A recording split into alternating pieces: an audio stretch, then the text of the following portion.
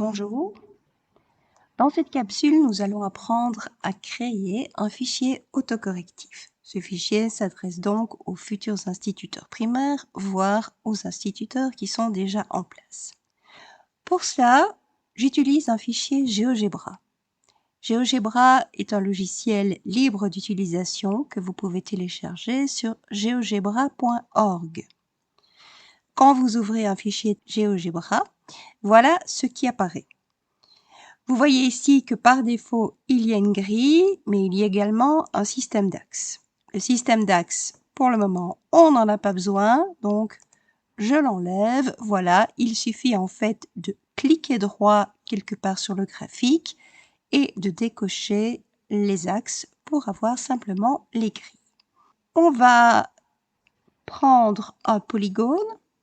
C'est cette icône-ci, la 5e à partir de la gauche. Vous voyez qu'en allant ici cliquer sur le petit triangle en bas à droite, il y a plusieurs propositions. Et je vais choisir de créer donc un polygone. Vous devez simplement aller poser votre curseur sur ce petit triangle pour savoir ce qu'il faut faire pour créer l'objet en question. Donc ici, il s'agit juste d'aller créer tous les sommets. Et attention de revenir sur le sommet de départ pour terminer le polygone. Je ne vais pas faire un polygone exceptionnel. Ici, je vais un petit peu faire n'importe quoi. Voilà. Polygone concave. Donc, il est réalisé. Pour le moment, il est très moche. Pour qu'il soit plus joli, vous décochez ici dans la partie algèbre les sommets, donc c'est déjà mieux. Vous ne décochez pas par contre les côtés, parce qu'il faut quand même garder quelque chose. Simplement, vous cliquez droit et vous décochez afficher l'étiquette. Donc, sur chacun ici des côtés, c'est ce qu'on va faire. Clic droit et on décoche afficher l'étiquette. Et vous voyez déjà que c'est un polygone qui est déjà beaucoup plus esthétique. Alors, pour parfaire l'esthétisme, on clique droit à nouveau sur le polygone en question. On sélectionne Propriétés. Et là, vous voyez, il y a plusieurs propositions et notamment la proposition de couleur. Donc ici, je vais prendre un rose pétant.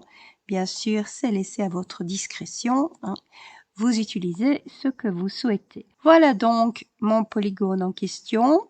Et soyons fous, je vais tracer l'image de ce polygone par une symétrie orthogonale.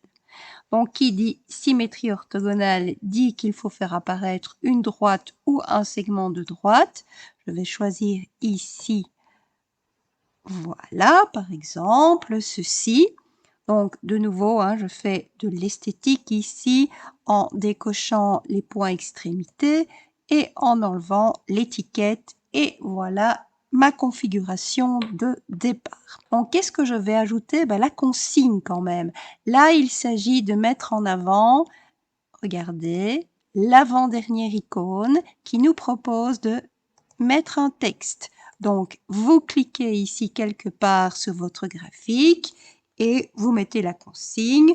Donc, trace le symétrique du polygone par rapport à l'axe représenté.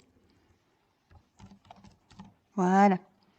Si ce n'est pas clair, vous formulez la consigne autrement en mettant qu'il s'agit bien d'une symétrie orthogonale, d'une symétrie axiale. Si vous êtes content, ici, voilà, vous cliquez sur OK et la consigne apparaît. Alors, vous voyez, pour moi, c'est pas très lisible. Donc, je clique droit sur ce texte. Je clique sur Propriétés.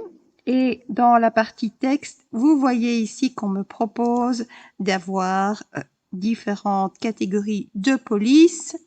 En tout cas, au niveau ici des dimensions, je vais choisir grande. Voilà. C'est tout de suite plus lisible et je peux déplacer évidemment. Donc ça, c'est le fichier tel qu'il sera présenté aux enfants. Maintenant, vous devez apporter des choses supplémentaires pour que ce soit un fichier autocorrectif. Qu'est-ce qu'on va faire? Tout simplement, ici, il s'agit d'une symétrie axiale, d'une symétrie orthogonale. C'est quelque chose que GeoGebra propose ici avec ce troisième bouton ici à partir de la droite. Donc, je sélectionne symétrie axiale et on me dit, vous devez cliquer sur l'objet et puis sur l'axe de symétrie, ce que je vais évidemment faire. Voilà.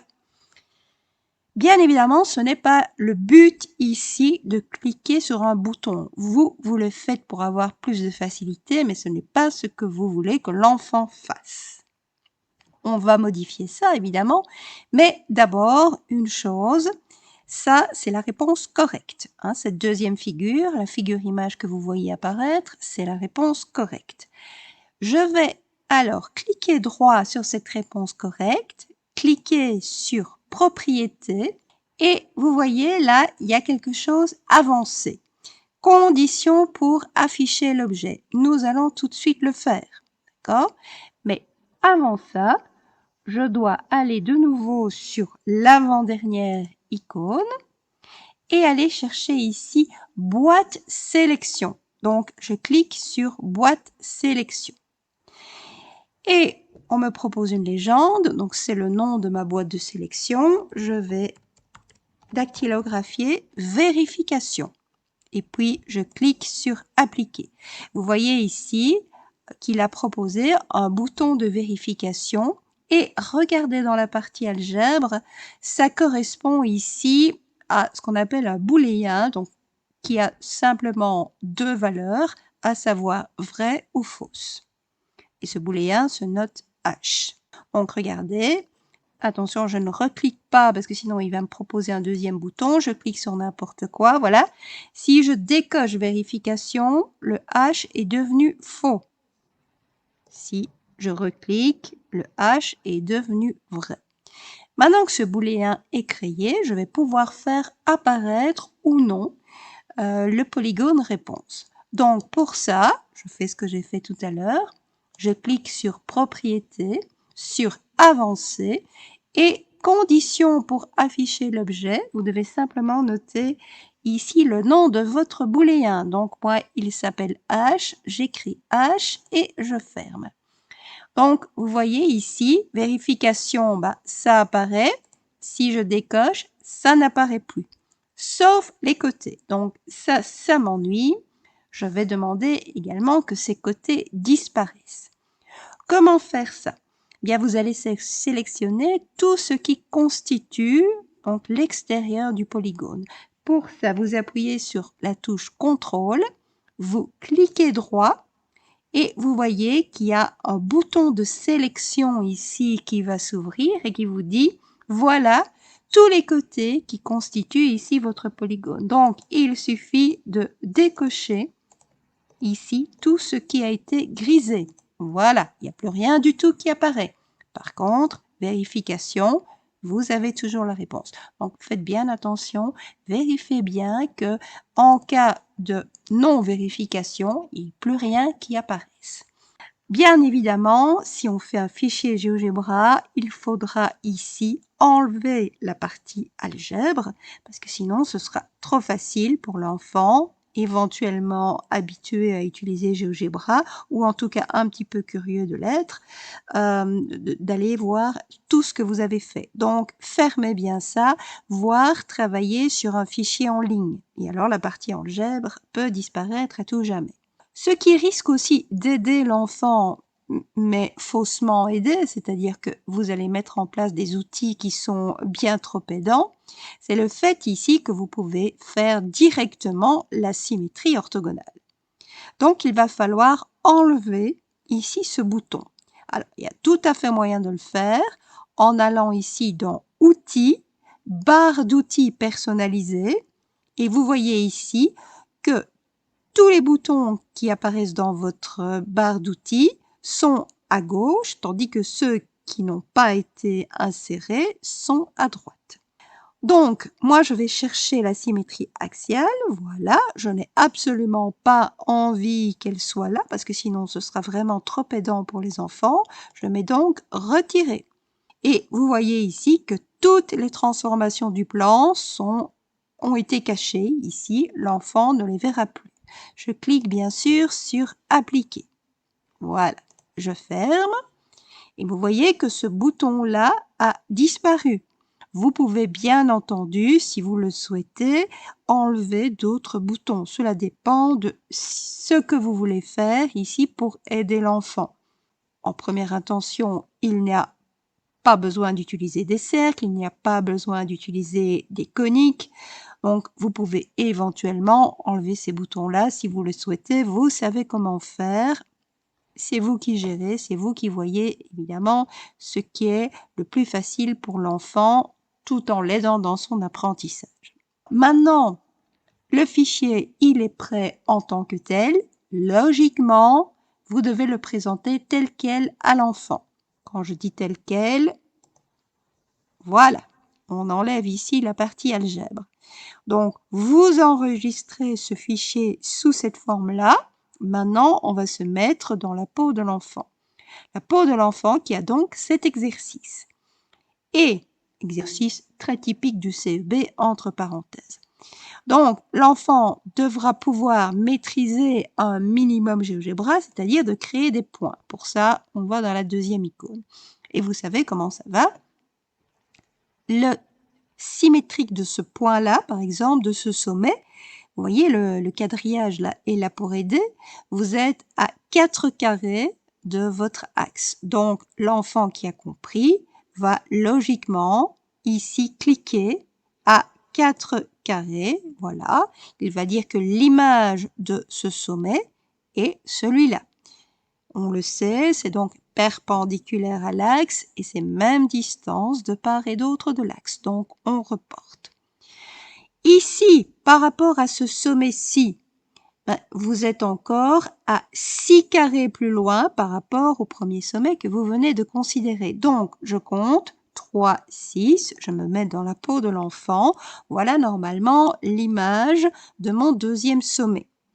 Et je vais faire semblant de me tromper ici. Logiquement, je dois avoir l'image de ce sommet-ci qui doit être là. Mais je vais faire la distraite et je vais créer une fausse image, une image qui est erronée. Ici, ce sera pareil, je vais créer, attention, ici je vois que j'ai un petit peu débordé par rapport à la grille, donc c'est trop difficile ici pour les enfants, faites-le bien aux intersections ici des droites qui constituent le quadrillage. Hein. Donc, je vais également prendre l'image de celui-ci. Je vois que je dois descendre environ de 3 unités, comme ça. Alors, on y va. Donc, 3 unités. Logiquement, ça devrait me situer là. Mais je suis un petit peu plus loin. Tant pis, j'ai décidé de faire quelque chose de faux. Alors, celui-là, bon, normalement, son image est là. Et puis, j'ai encore un dernier sommet ici. Bon, je tente. J'ai normalement les images de tous les sommets. Je sais que j'ai fait des erreurs. Hein. Je me mets dans la peau d'un enfant qui fait une erreur. Je clique sur polygone. Donc, vous voyez, cet enfant a réellement besoin de quoi? De cette icône-là et de celle-là. Il n'a pas besoin d'autre chose. Allez, on y va. Donc, hein, on va faire ici. On va relier tous les sommets. Voilà.